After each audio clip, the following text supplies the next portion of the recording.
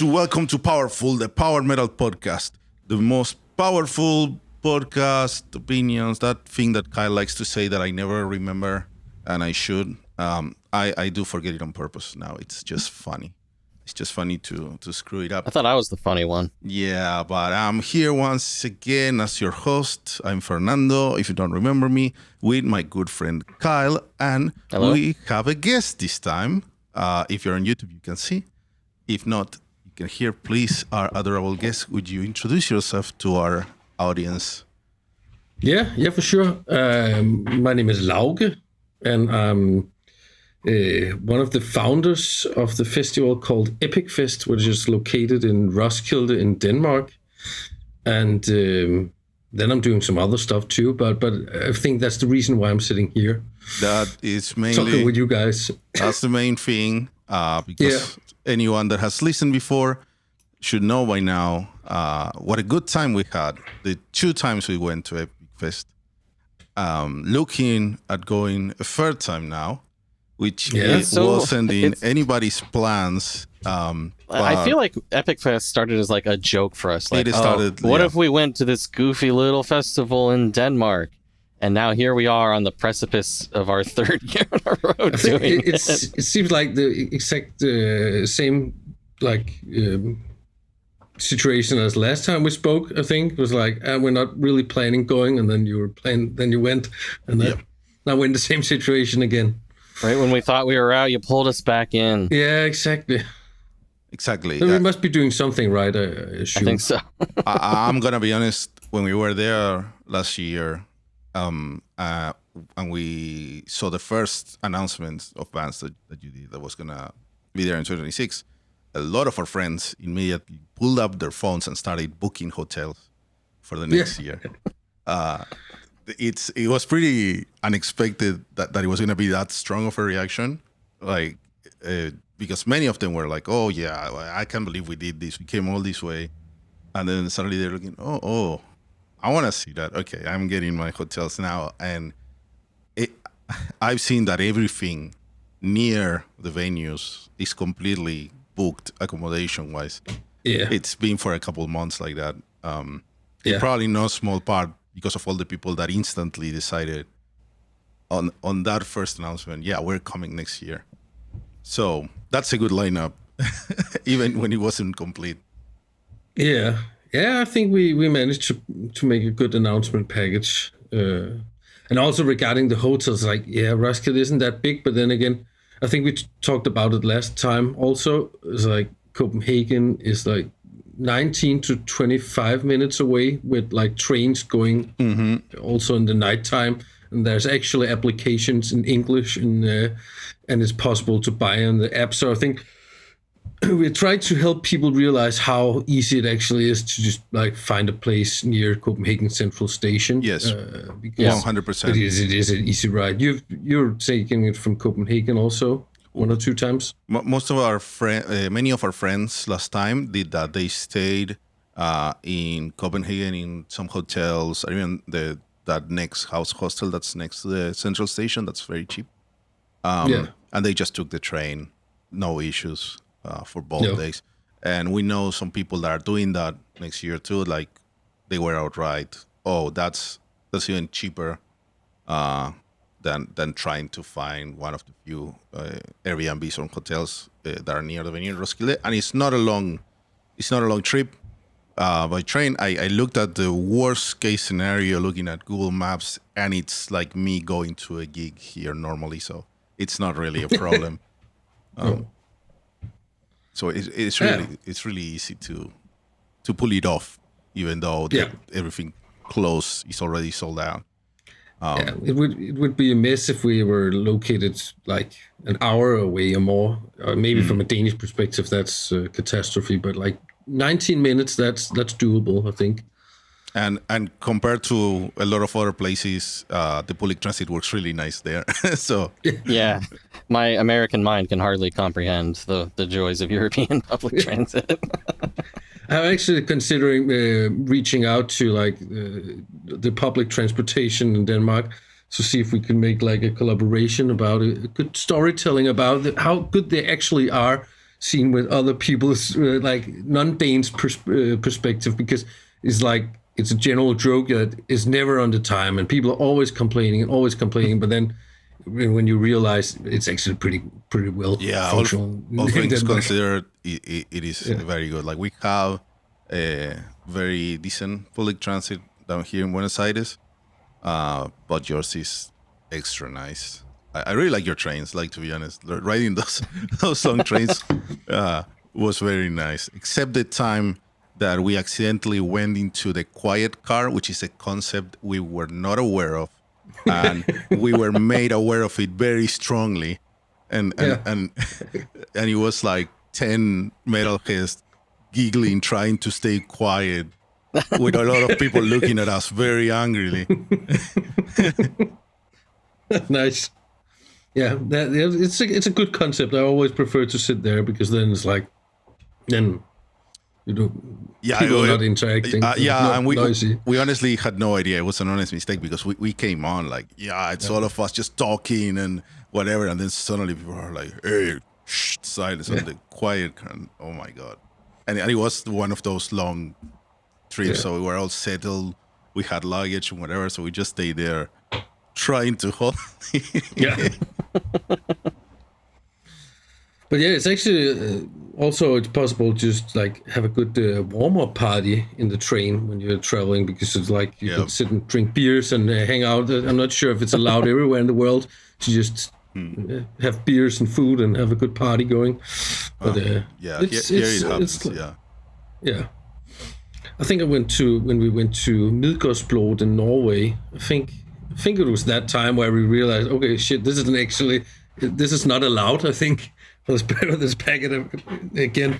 It's like, I think the fine was like 1,000 or 2,000 Norwegian kroners for like having a beer in a public transportation. Yeah, you gotta check when you go to a new place to be sure. Man, we really have great memories of the last two fests. Mostly because also we made this huge trip out of it, right? Which I think is the way to go for all of us that are international attendees. Like, take the chance. We know that some of our friends from Europe and the UK make the weekend out of it. Those of us from the other side of the Atlantic were just say, okay, let's just spend a week or two getting to know these places. And we're looking forward to doing that again. With the fest as the main excuse. Yeah, we call it our side quests whenever we've picked like maybe some other part of Europe to go and explore, like in addition to Denmark and Epic Fest. So like last year I was in London for a week, and I think we're gonna probably hit Norway this year. Then don't drink in the public transportation. And now I don't do that here, so it's all good. That is good to know. Actually, we see that actually the percentages of international guests is like from each year it's like more and more and more, and I think that you could feel that vibe also. It's really nice that people are here from all over the world for just hanging out for the same thing. That's very nice. We also got some new countries, I think, this year. Peru. Oh, nice. Oh, nice. Yeah, because there's, for some reason, I think we talked about it also. For some reason, there's a lot of countries that isn't on the list when you're trying to buy this ticket in Danish, which is completely impossible. So sometimes we just get people like writing, and Peru is one of the countries that apparently is not on the list. I'm not sure. Yeah, I think there was a lack of South America in the drop down for selecting your country, which I don't know. People can have trouble with that, so it's good to talk to whoever is the owner of the site or whatever, because some credit cards you need to put the actual address so that it checks and it matches. And when you can't select the country, it gets a bit dicey. And also, Epic Fest last year was, I'd say, a big step up in scale. Just overall, there's like way more attendees. A whole other like third stage was just massive with all this stuff on it. Now that that's all said and done, I assume it's going to be, similar this year, or maybe another big step up. How has that been for you? It's been It took some time from going from 2 to 3 stages and more bands and more coordination and everything. And I think that for now at least, we think that we hit the right constellation also compared to what we're able to pull off in the with the quality that we think it needs. And also we realize that there's a lot of things that minor things we want to change that will make it a better experience, but not like huge changes like this year. So a 2.0 version of last year's festival. That's what we aim for. And then we're going to announce next week, maybe when you're listening to this right now, we haven't released it or announced it, or maybe it's coordinated, who knows. But because we realized that many people, of course, are already in the local area, or maybe even in Copenhagen or in Roskilde, so the days before, so we will do like a free warm-up party thing going on Thursday, which is not like huge musical projects or anything. It's going to be the Raven Tavern, open all day and night for drinking, hanging out, playing games or drinking beers. Maybe there will be some music surprises too, who knows. And then we have I'm not sure you went to the Cathedral concert, right? Yes. With the that was great. It was awesome. Right before the Cathedral, there's like the old town hall of Roskilde. It's like also a very nice building. Inside there's like this old town hall, which where we're going to host D&D in there, and also Warhammer painting and hangouts in that old town hall. It has like the walls are like covered in painted leather. Wow. It's fucking awesome venue. So we're going to Thursday and also Friday before the shows. They're able to hang out and play D&Ds in there. And then Thursday in the evening, we're going to host a collaboration event with the Cathedral. So we're going to open the doors during the night, so people can go around in the cathedral and experience the architecture and all the graves of the Danish kings and queens that are buried there, and just like walk around. And the priest will welcome everybody in English and explain a little bit about it, about the cathedral. And this is going to be freaking epic. Inside the cathedral, it has one of Europe's most interesting organs. It's like 400 or 500 years old organ. Very like for organ nerds, it is one of the crown jewels of organs there is. Wow. And we are in the process of rearranging different classical songs and classic hits, power metal hits, into a power metal organ concert show in the cathedral. That's awesome. And Ina, who is like the chief of organ players in the cathedral, like very high leveled, you can't be more skilled to playing organ than she is. She's like, yeah, this is fucking awesome. And then we have picked, I think we think 10 or 12 songs that we decided to just like do a power metal medley organ version of it. That's gonna be freaking nice. No, I have no idea awesome. How that works, but that sounds awesome. That's awesome. I need that. I need to be there. That is great. I love that. Was that Thursday night you said? Yeah, Thursday, the day before the festival. So just like there's being opportunities to just meet up, have some beers, going to the cathedral and hear this musical piece that we have created, played on the organ, and then go down to the Raven Tavern and have some beers and hang out. The awesome. Raven Tavern was really popping off after the festival last year. Yeah, and we also got invaded by a bunch of Norwegian guys the day before because they realized that it was open. And the thing is that every Thursday in the month, it's taken over by like the youth of Roskilde. There's like 200 and they're not teenagers. They're 18 to 20 years old. They're like just jamming and playing and set up instruments. So this bunch of Norwegian guys came pretty ready for partying, and then it's like the stage is open, so there's somebody sent me a clip of these guys trying to play some Rage Against the Machine, like very shit-faced drunk, and like I think the young kids found it was pretty funny, but we decided to like, what if we just make it for all the audience traveling to Epic Fest and do like a warm-up night, and let's make it accessible to just hang out and have good fun, and you can also get your wristband on already on the Thursday, so that's gonna be nice, I think. And let's see how that plays out. Yeah, exactly. Thank you.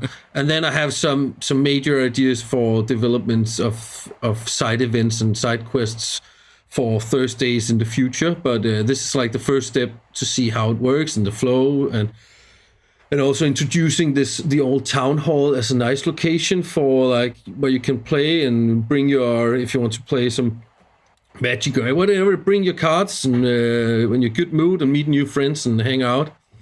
That's yeah, that sounds great. Like we really liked just walking around that area because even the year before, when there wasn't this special show in the cathedral, we still went there because it was so cool, and just walking around the old town area, I guess it was really nice. We spent the morning just walking around.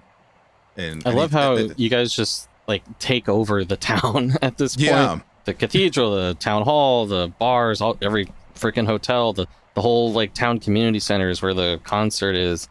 It's just like the entirety of Roskilde is now Epic Fest. Yeah. It's really cool to see. Yeah, we love walking between the venues and seeing the sea of black shirts going back and forth. Yeah. I want. Do the locals get scared or confused, or are they just like, oh, yep, it's those they're guys used to again? It, right?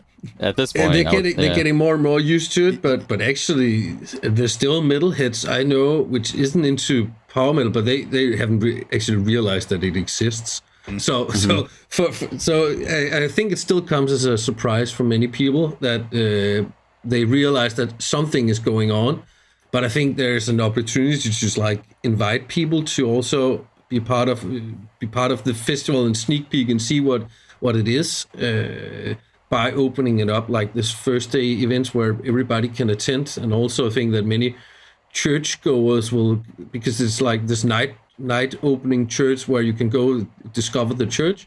I think there's actually a lot of people coming and they're not knowing what to expect for like hearing some Sabaton blasting in the organ version. That's gonna be fucking nice. Yeah. But yeah.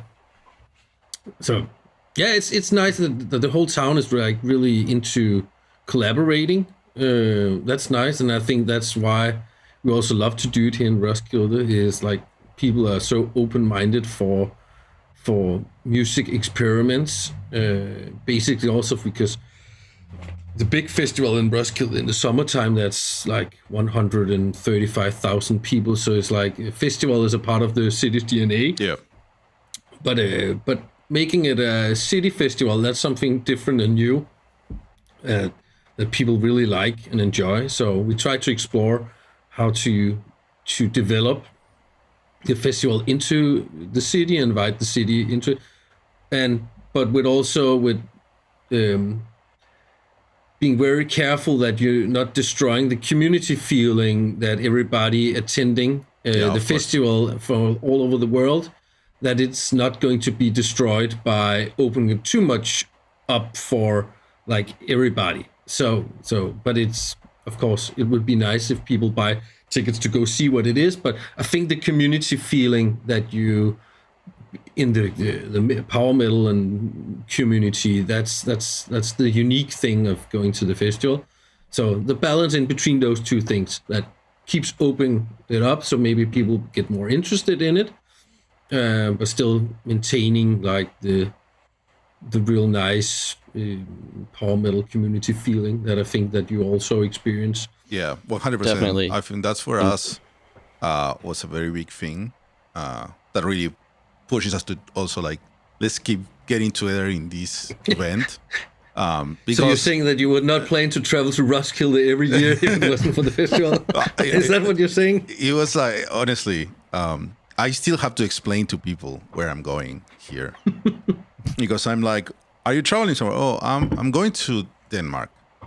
And people here in Argentina are like thinking, that's not one of the main countries. Like, that's not France or Spain. And they're like, Denmark, that's odd.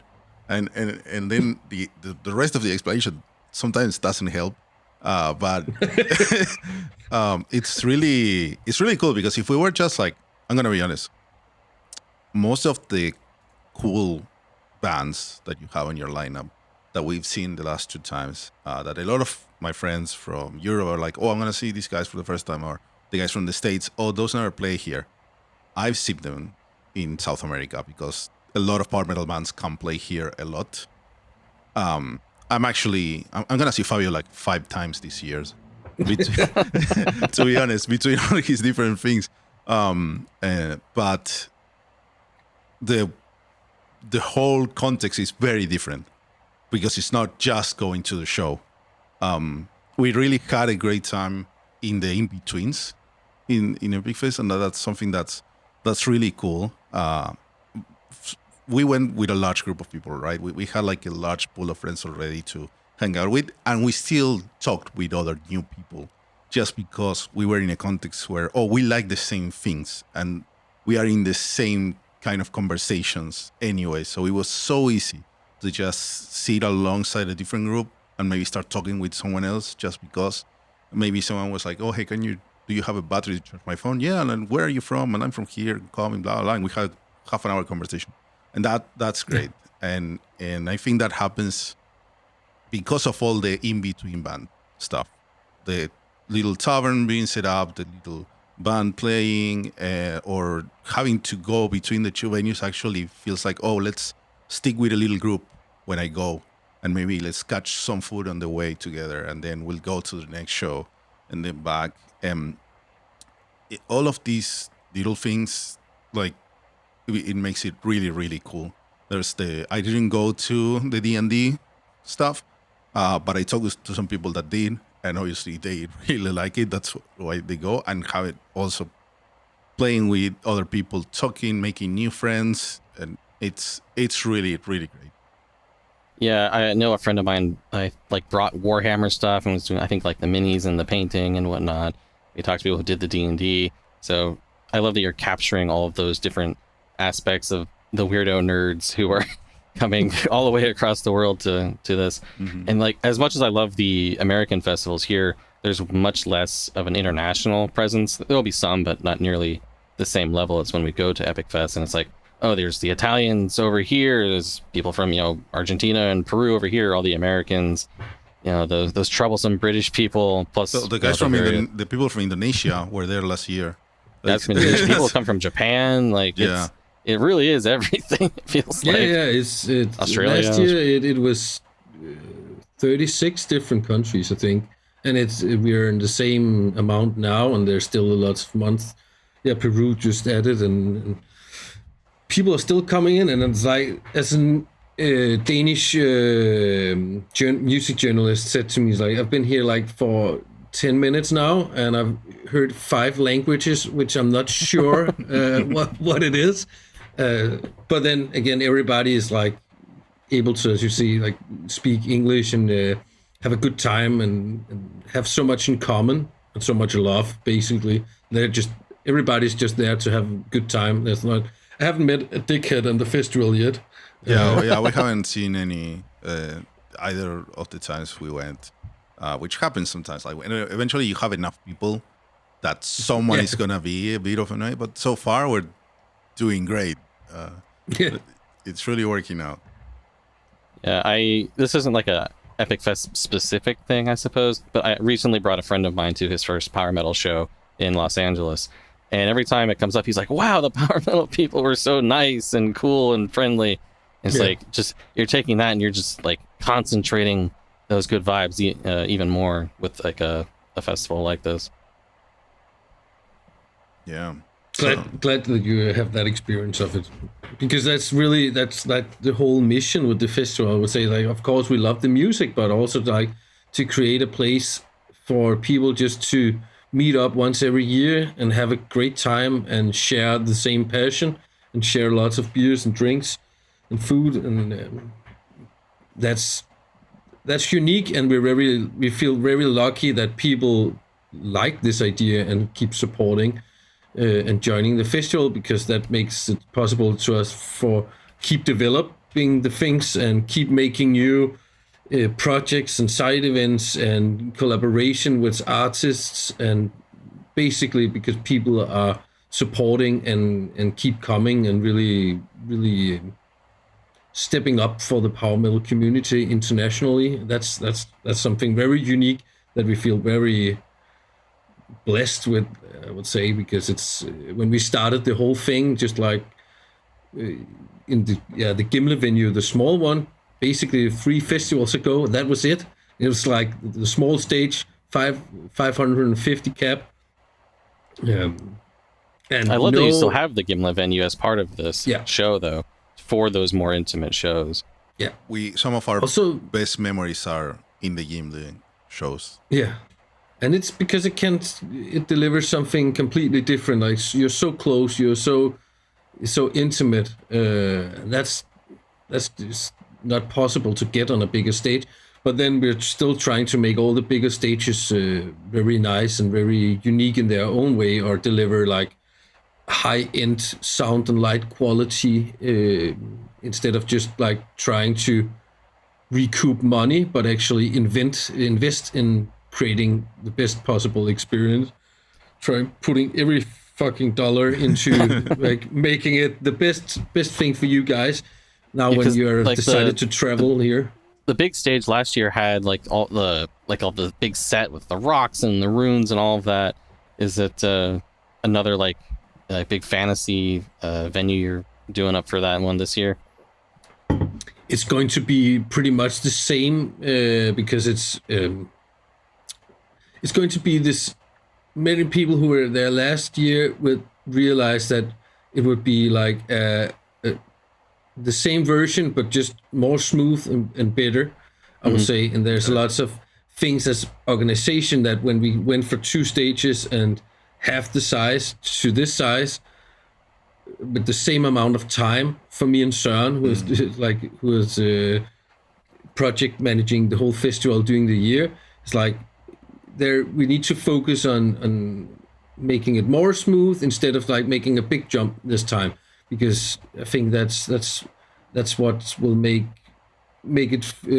Maybe you not see exactly what we did, but I'm pretty sure that you will. If you're not noticed, that's because we have fixed something and made it even more smooth. Good work is invisible. Yeah, exactly. So a lot of things that we know also on an organizational level that we have need to change and rearrange and spend a lot of time on that, so making it smoother and better also for me and Søren to be able to be out there even more, not only behind in the office trying to make everything work during the days, that hopefully by staffing up and rearranging the organization it's going to be a much smoother experience also for all the people involved, I would say. Not that it wasn't a success last year. It was hard as hell, but I think that the audience didn't realize how much people were working behind the scenes to make it seem so smooth that it went, and we can pull that off again, but with less sweat, I would say, by all the small minor changes that we've been focusing on. But also there will be something that hopefully the area in front of the main stages where we had this tent and the entrance. Yeah. The plan is to put a bit more love into that area and make it feel more as an outdoor festival experience attached to it. Not with a stage, but like with better food and more integrated with tents, and make it a more community feeling like area. You say that festival area vibe. You said it as if it wasn't already last time, because all the tables set up there. That's where I had this conversation. Talk to random people there. Just we were sitting like, oh, we need some fresh air. Let's sit in the tent area, and you ended up just talking to people that were getting a coffee or just having some air.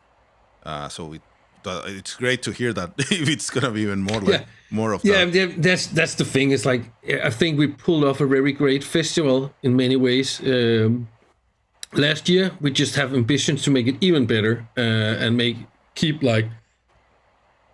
making everything better every year and invest even more into it and reach out to bands and hear if they are open for doing some collaborations with and greater artistic output, and doing events such as like organizing and rearranging power metal songs into organ orchestration and in a 500-year-old organ who have played for all the Danish kings and queens when they died in their burial.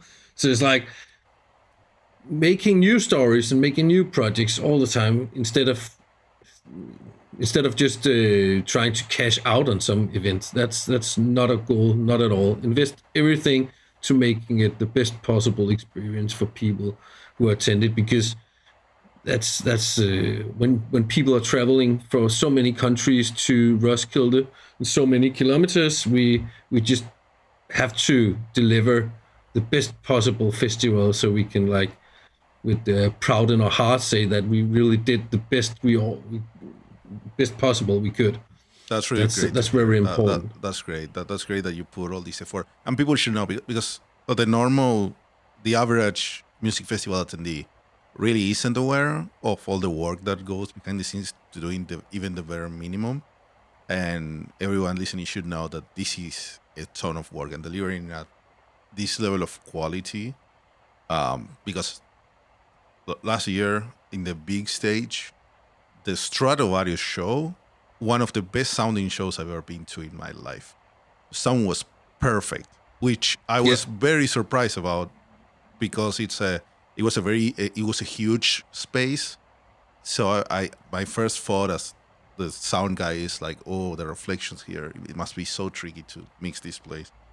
And every band there sounded great, but Stratovarius said specifically was like, wow, it's like, I cannot believe this sounds so good. And even the Gimle shows were great. The medium stage shows were great. And this is a level that is very high, very high. And it is also, I'm very happy to hear, because it's something we spent a lot of money on. It's like, if you go and see what speakers they are, what brand and what amount it is, you will realize that we're not compromising on the sound. It's like the PA line array system in the big hall is actually spec'd for playing a 3 times as big hall as this one. But then we know that you can make a perfect reach in the whole area with like top quality and not compromising. And the same thing actually goes for the regular PA system in Gimle. It's so nice, and it only has to like play up 550 to 600 people, but we spec it up as so it will be, if it sounds bad, it's because the person behind it's not the PA behind system. the source. Behind the desk is having a bad day. It's not about a question of the equipment there, and that's very important. Again, it's like, it would be so sad to invite so many people to bands to come play, and then it sounds horrible, or at least just sounds mediocre. Or it has to sound perfect, because it's all what it's all about, and it's not negotiable to go down in quality on that one. And the bands can be assured that they don't have to think about that aspect. Like, the sound system is great. Don't think about it. That variable is taken care of. That is great. Also, it ends up, the concert you go to, I actually have 2 venues that I'll never go to a show there, because the sound is, I just know it's not going to be a good concert, because it's going to sound like shit. It happens here as well. And it's it's just so sad. And of course, then we're just happy that people are supporting the festivals and coming here. That makes it possible for us to buy or rent high-end quality gear. So yeah, we're just blessed that people are very supportive. And that's fucking nice. So thank you, everybody.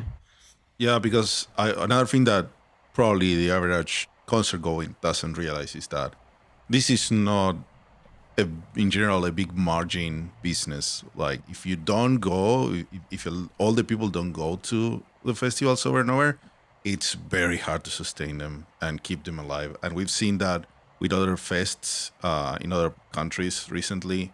A lot of live shows, festivals are having a lot of trouble staying afloat in the past couple of years. So it's great to see that this one that is operating at a very high level, people are responding, and you are able to keep doing it at that level. It was just announced that Hyperspace Festival in Canada, this is, I think, going to be their last year unless there's some kind of major change. Mad with Power last year had financial troubles, but luckily was able to recover that.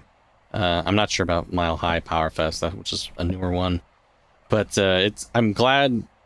I know it's really tough, but I am glad that you guys are making it work.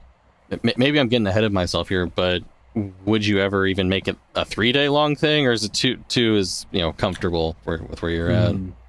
I think that we have thought about it, of course, and it's a whirlwind of 2 days. I mean, I have a lot of ideas for first day that's more side quests, adventure based than turning into 3 full days of music. So I think that will be the first step that we're and actually this year is like a small step just to test out a thing, see how it works, just to make Thursday a part of the festival, but not a music. Not a music day. No.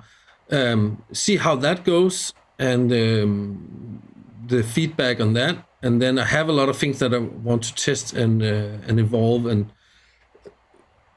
and some other locations I want to do stuff to, and I think that's going to be the natural next step, and maybe then it turns out to be a festival where it's 3 days, but 2 of them are actually just with the music, and the first day is more community hangout, side quest based. But we'll see. We'll try to see. We also know that 3 days is more expensive for people, but most people are here more than 2 days either way. So that's where it's good to have that accurate data of like where are people coming from, because we know that, for example, most of our European and UK friends were like, oh, I am arriving on Thursday or Friday and then going to the fest, and then Sunday afternoon I try to go back, which is always the worst idea possible.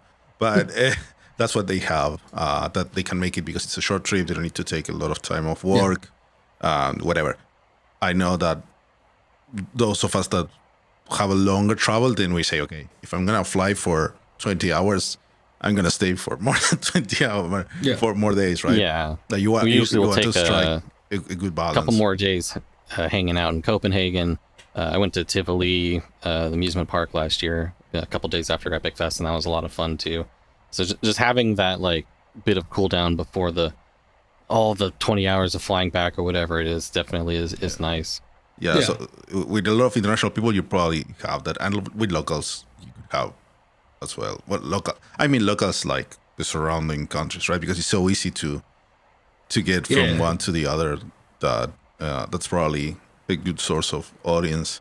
I saw related to what you were saying. I was just when I was looking at things that we're going to do, like we're gonna visit Oslo, and a friend of us is going to Infernofest, the black metal one there. And I was checking it out. To go there every year. Well, and they have 2 days that they are doing a little guided tour for the classic black metal spots with a musician giving the explanation. So that's maybe that's probably the kind of thing that you guys could do. because it's like touristy and normie in a way, but it's relevant and it adds to the general culture, right? And probably a lot of people are gonna go to that. Yeah, and there are some nice sites in Roskilde because it's due to the historical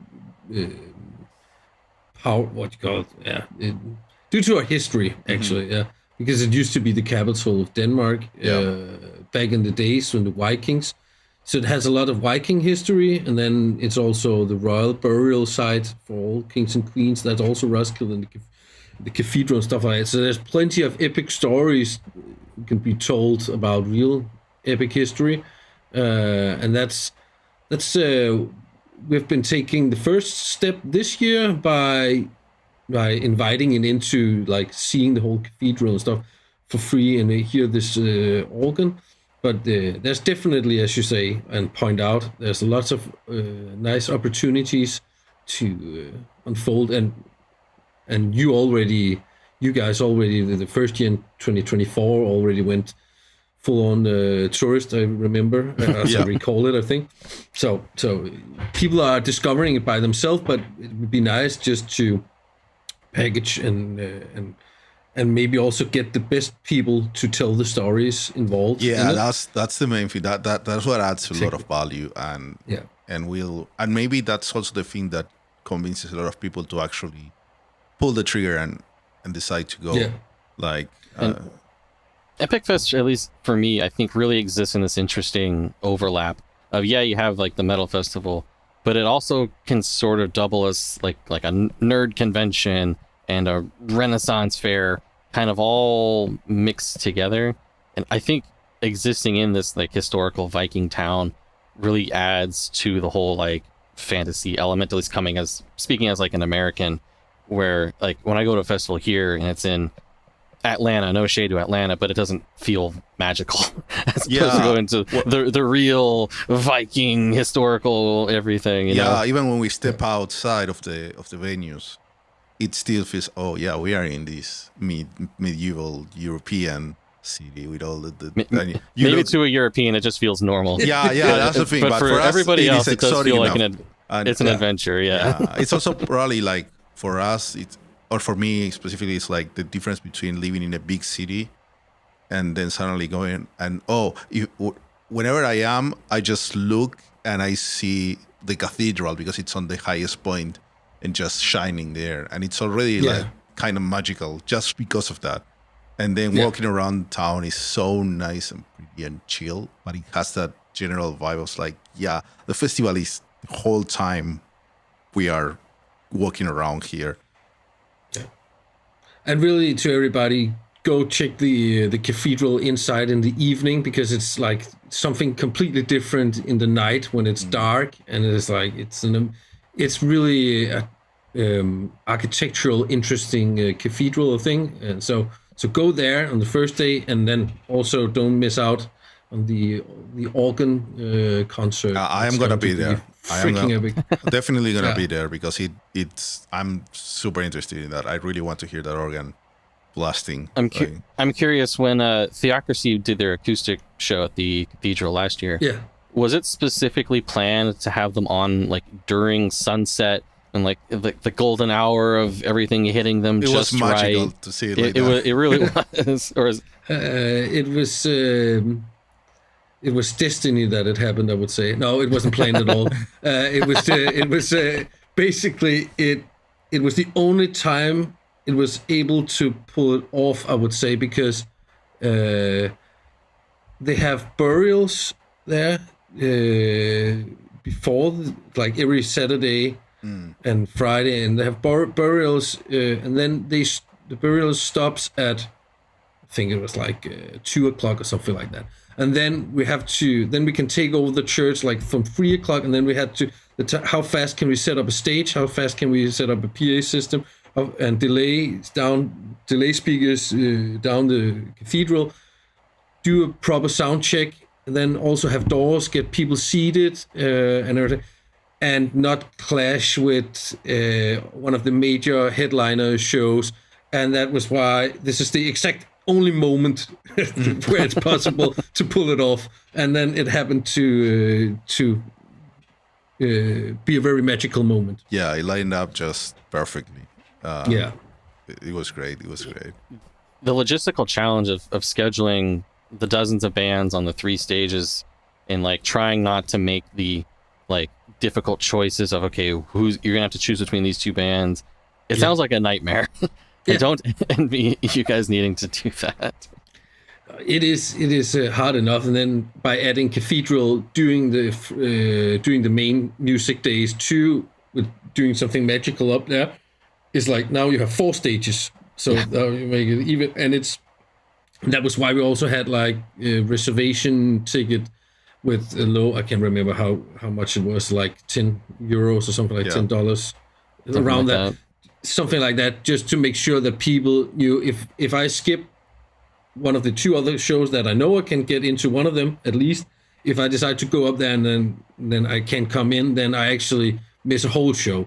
So we decided to make sure that people, when they went, they knew that they could come in. And if people just wanted to take the chance and see if there was an empty seat, then it was also possible to do that. But I think that was the right move, definitely. Yeah.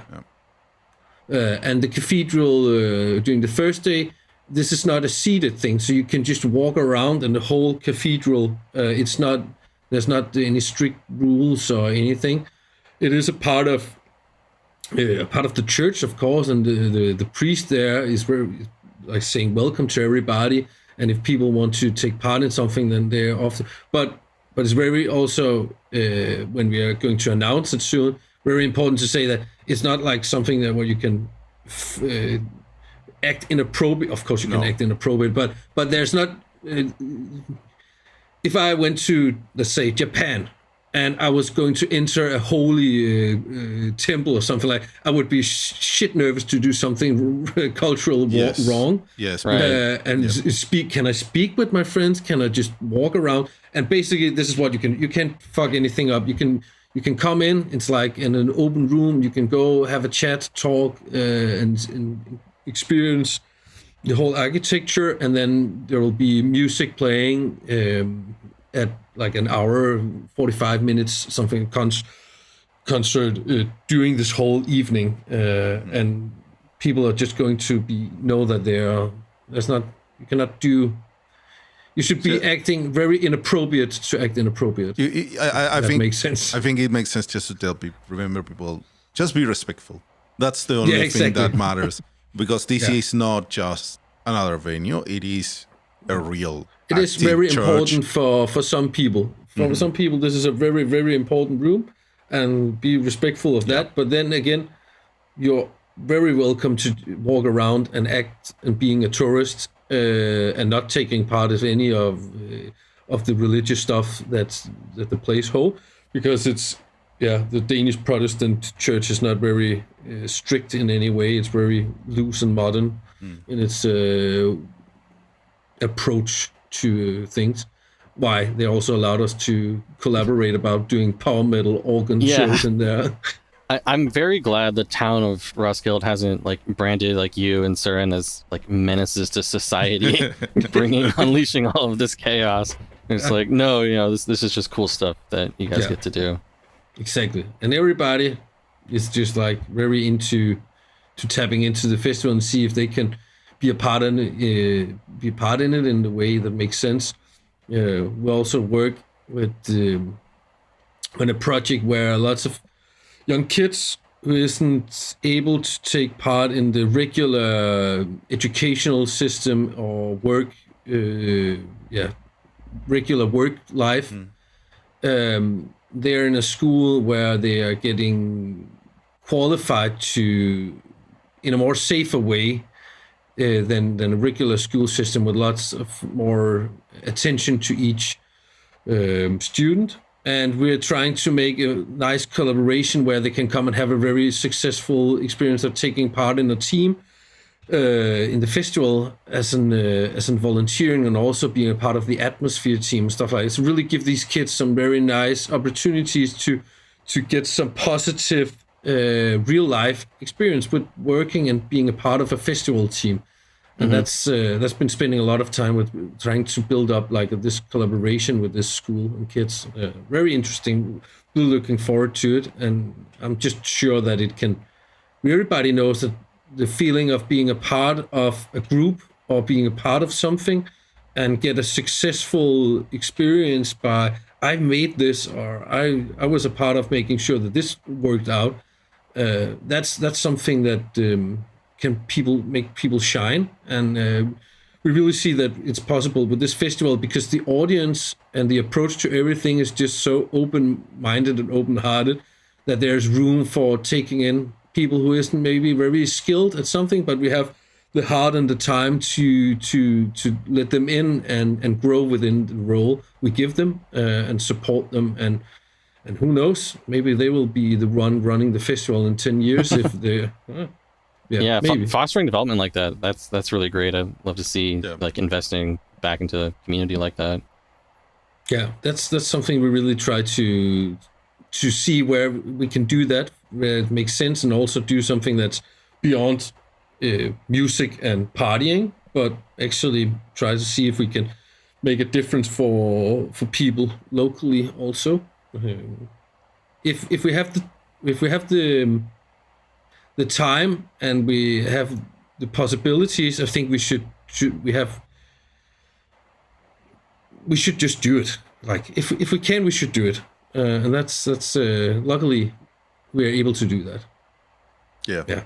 If that makes sense in any way. That's great. That's really great, and that you actually do this stuff. Like we can see it. We see the output, and that's great because it just makes it better for all of us that you actually go and do it. Exactly. Oh, we're very grateful for that. So I thought about so we should talk about music a bit. Yeah. Because like everyone by now, I think that everyone that listens to our show probably knows already and is aware of everything and might even be going, but just in case. The lineup is crazy for a power metal fan in their 30s, like we tend to be. Because what are you saying, huh? Because you have the Sonata Arctica and Roykan, that's already like, wow, incredible. Yeah. Like having those special anniversary shows. Roykan is going to have the choir with him. Like, that looks awesome. And then we have our old favorites, like Rhapsody of Fire is going to be there. We had the other Rhapsody last time. Now you can complete that bingo card if you come to this one. Seven Spires, which I'm really looking forward to because I've been wanting to see them live for forever. And finally, I'm going to, after all these years. Fairyland is there. Like, Dragon, like the Trick or Treat, and all of these Twilight Force. It's really impressive. I gotta say, it's a very, very good lineup for a power metal festival. Thank you. I think so too. And you were the one giving me the heads up about Hagane from Japan. Yeah, we're happy. After last, so happy. I'm looking so much forward to that show. Half of the time when I work out I'm listening to it. It's so fucking, I just love it. It has so much energy in it. Their last album is one of our favorites. Like I think it is the power metal album that I listened to the most in 2025, according to like the Spotify data, whatever. But we're really happy to help and see. Yeah. We need desperately more Japanese bands to actually play outside of Japan. Like we are finally, Galnerius is playing in South America for the first time. They're playing in Chile only, and I don't understand why. They should be playing every country because they have fans everywhere. But it's baby steps. We'll get there. Getting Hagane to Europe and having had Love Bites previously in the UK and I think in France, that hopefully more bands there start over time realizing that they have an audience and they can build a new audience by playing live in other countries. So very happy that this is actually happening. Like I'm really me too. It's like it's really one of the shows that I'm looking very much most forward to see. Also because I've seen many of the bands 1 or 2 times before, but then there's also so many bands on the poster that I actually never seen live before that are really looking forward to Darkmoor and Fairyland. Yeah, those are two in particular that I'm like, I didn't even know they played live anymore. Because they are. Yeah. No, but we had a very good talk, and then we found a way to make it work out. Yeah, it makes it extra special with these kind of sets. It's really great, and we know a lot of people that were like, "What? For real? Maybe I need to go now." And yes, you should go. It's really worth it. Even if you're just going for one show, then you're gonna be hooked by everything else. Yeah, exactly. I think we hit a nice balance between some legacy and some deep cuts and some new fresh bands and all that mixed together. I think it's worth being proud of, and so nice actually that it is possible to see to collect so many nice power metal bands and similar genres from all over the world, and everybody is up for it and really looking forward to it. It's so nice to feel like the interest and the love from the bands and how much they're looking forward to it. That's something that we take very serious, and that's why we're doing our very, very best to give them the best possible experience when they come here. So hopefully deliver what they hope to experience when they come here. I love that Twilight Force is coming back. Every band, I don't think there's that many bands that have played twice so far at Epic Fest, but having the band who's like maximum fantasy nonsense be the one of the few there, I think is very fitting. It's like they could just be there every year and be like, yeah, that makes sense. Yeah. I know. It could be a house band playing every single year. Exactly. I also imagine and at least one song with Rhapsody. Yeah. Somebody has to play a Rhapsody song during the festival. Yeah. The entire crowd will just sing Emerald Sword by themselves if they have to. If there's not anyone playing on the stage, then we'll figure out a way to get a Rhapsody song in there. This is going to be the first year that we go to Epic Fest and not have Fellowship there, which I think does leave a little bit of a hole in my heart. But but it's understandable. We can't just count it. Wouldn't do the three-peat. I get it. It's not Fellowship Fest, even though. What if it was? But we have a strong, what you call it? I think our path has been following each other when we decide. They were like the first edition of the festival we made. We had no idea that it would be such a great success, but then again, it was still like a very small festival, and then it was like 2024, the first year where we really decided that okay, let's make something that's a bit bigger, and actually try to make a festival out of it. And then the first band that we ever booked for the 2024 edition was Fellowship, when they just released a new album, and we were just like overexcited about that, and a new band could release such great new power metal. So we booked them as the first, and we're not in doubt about trying to give them a headliner spot on the main stage, the biggest show ever last year, and we will keep supporting them because we really love them. And I think that our path is hopefully they will be even more successful in the future, and I can't wait to hear new music for these guys. They just have to release a new album. Then it's so easy. Just make the best music. It's easy. They know the door is open.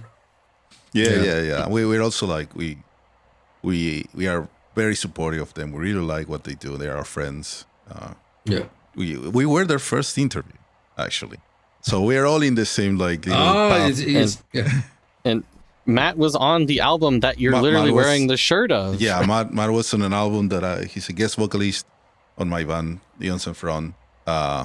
It's all like that. The scenes get all intermingled really quickly. Yeah. Yes, exactly.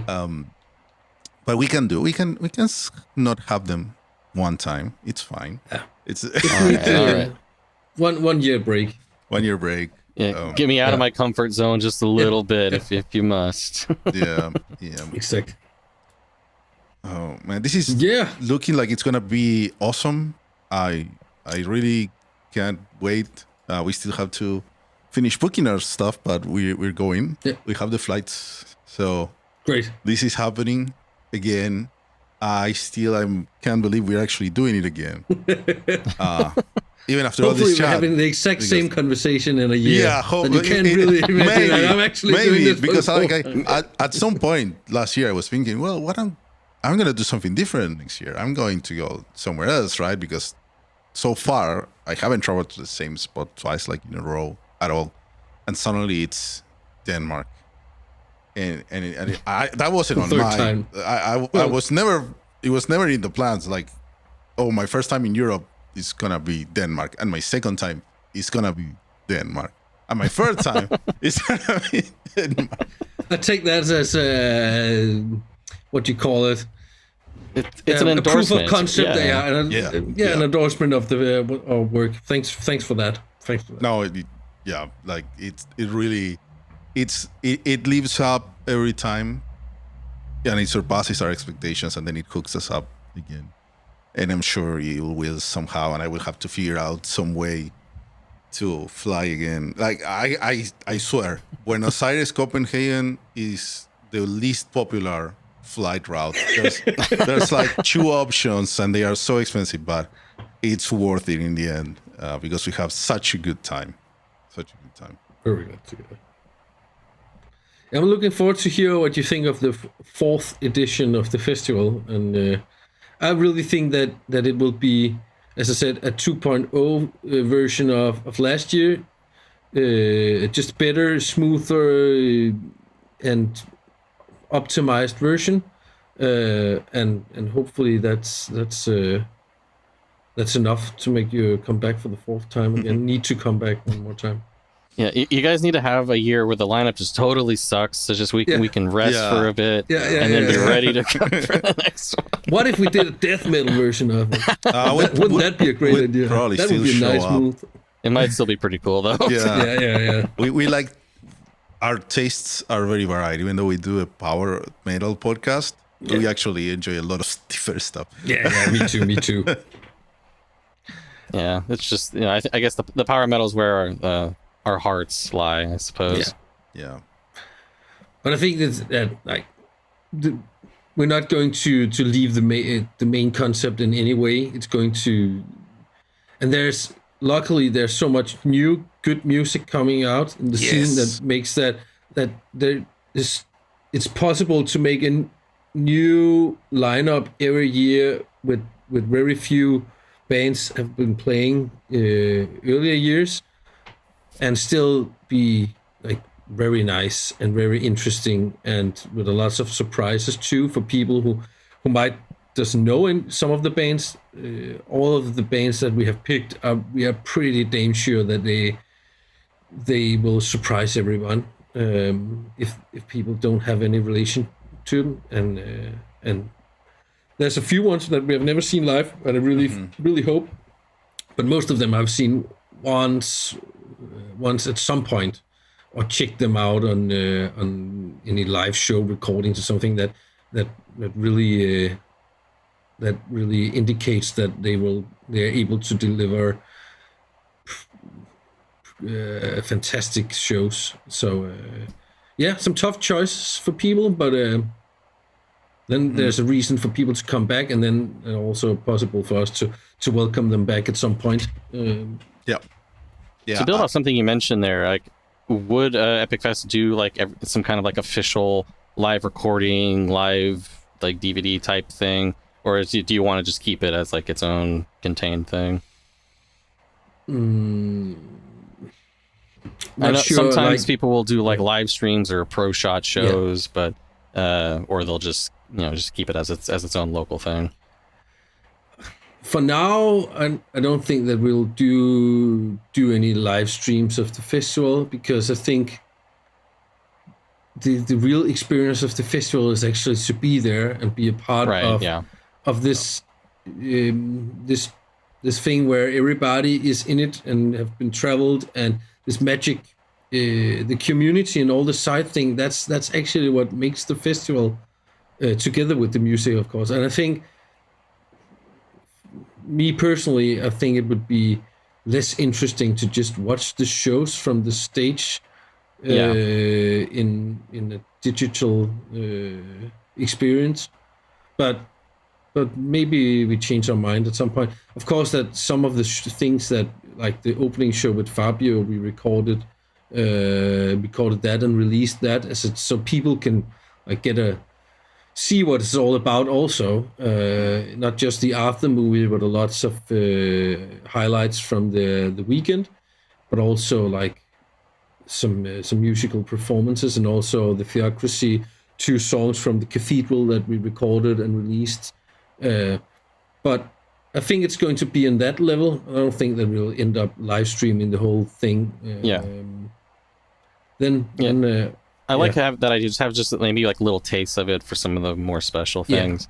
I think that's a good idea. So just to entice the people to be like, oh man, this is a really cool special thing. I've got to get my. And it is true that what makes it special is the everything, not just the specific set of that band playing. It's being there that really makes it magical. And I think that's, if we just live stream, then it would be similar to playing some open airs at some point. And what we're trying to create with this festival is something completely different from that. So don't think it will represent the festival in the best way with just like a recording of the stage.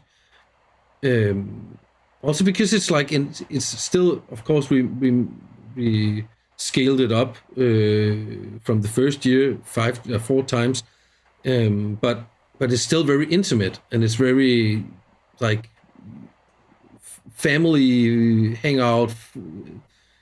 That's a very bad way to put it. And I'm starting to sound like Lars Ulrich because I'm getting more and more tired. But it's like that you are so close with you see people's faces several times during this weekend. So it's still very familiar, even though we're lots of people and from all over the world. But it is very unique that you have the feeling that we are actually a group of a pack of people who have the same interest, and we can recognize each other during the shows, and you meet up, and it's very easy to find new friends, and all that kind of stuff is what we wanted to build. And I think that a live recording isn't possible to give you that experience. I think that you get a little bit of that feeling in the after movies, where you see lots of the other things than shows. In the days and weeks after the festival last year, seeing people posting like their travel logs, like obviously we have our discussion. I remember I'm blanking on his name, but the elf dude did like a whole travel log. Him. And just seeing that, and it captures so much more of the community vibe, rather than just there was cool metal shows, but there is a lot more to the experience than just that. And we're actually gonna try to do something with Erendil for this time. We've been talking. Does he know that? No, he told me. So okay. Yeah. We're chatting about it. Yeah. Okay. Perfect. You're always pulling the strings, Fernando. Yeah. Trying. You're the producer, and I'm just the. You're just the talent. You're just the pretty face. The talent. Yeah. You just That's how we've kept this going.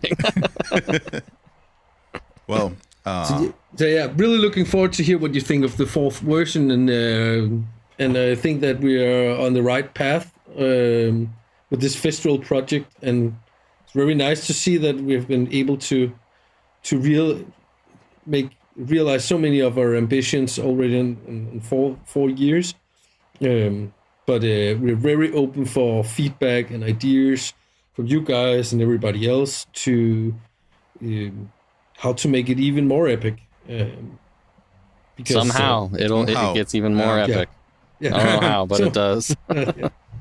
I mean, a 100-year-old organ covers of power metal songs, that's definitely moving in the right direction, I guess. Yeah. It has been on the list, so it was very nice that it's going to work out and we're able to pull it off this year. And hopefully it becomes a tradition of some sort, or we can revisit the idea and develop it into even more epic stuff.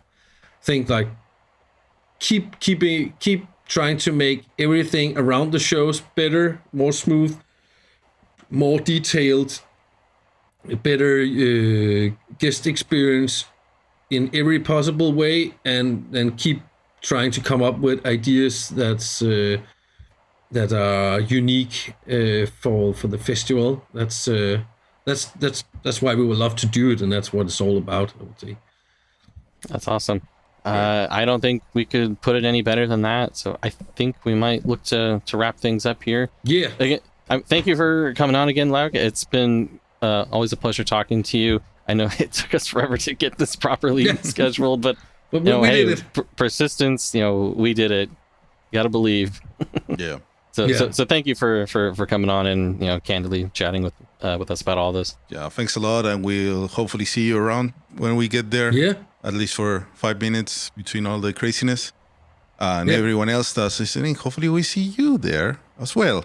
And we can hang out, have fun, go crazy at the shows, and I cannot wait for that organ playing metal. Like I'm really looking forward to that. I really love organs. Like it's gonna be great for sure. Thanks a lot. And I'm not the expert of organs, but as I've understood that this organ has a lot of different pipes that makes it possible to play like melodies in another, like more in a different way than many other organs. All the organ nerds trying to explain me what it's all about, and I have no fucking clue. But it's good that it's not me who's going to arrange it. But it has some very, very nice opportunities, especially when it comes to playing like solos and melodies fast on a big organ with 9-second reverb in that cathedral. Yeah, really, it's really going to be something, I'm sure. Awesome. Alrighty. Really looking forward to that. Well, we'll see you there. We'll see everyone there. Thanks a lot again. Yeah. And if people have any questions about anything, then they are welcome to just like send us a message. People are any good suggestions for where to go, where to sleep, and how do I buy a ticket if I'm from Peru and there's not a country code that says Peru, then everybody feel free to just write and send us a message. And we'll help out. Excellent. Yep. So you know now. Well, thanks, Lauge, and everyone. Stay powerful. Stay powerful.